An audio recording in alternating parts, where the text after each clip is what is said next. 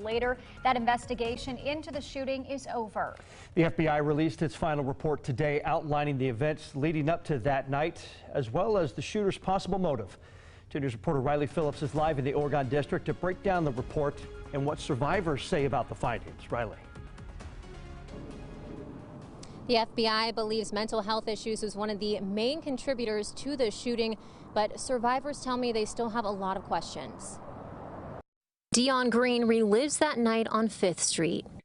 It was like all over again, like my stomach just dropped like with butterflies. He and his father were victims in the 2019 Oregon District mass shooting. His dad was one of the 9 people killed. Now, 2 years later, the FBI is finished with this investigation. I don't know why we didn't even get a heads up first before it even came out.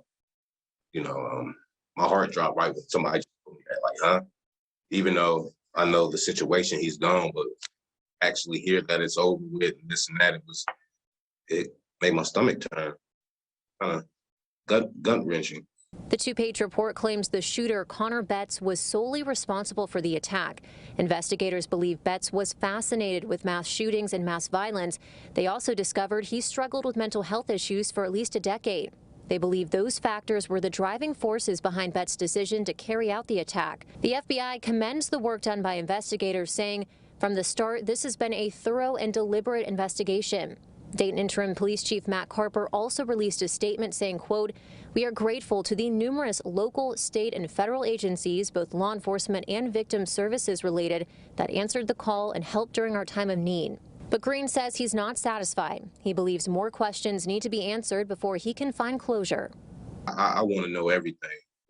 I want to know where it could have been stopped at, intervened, helped at. I want to know everything. That's my closure. And coming up on 2 News at 6, we'll hear from Dayton city leaders who helped guide the city through this tragedy and the recovery process still happening today. Live in Dayton, Riley Phillips, 5 on 2.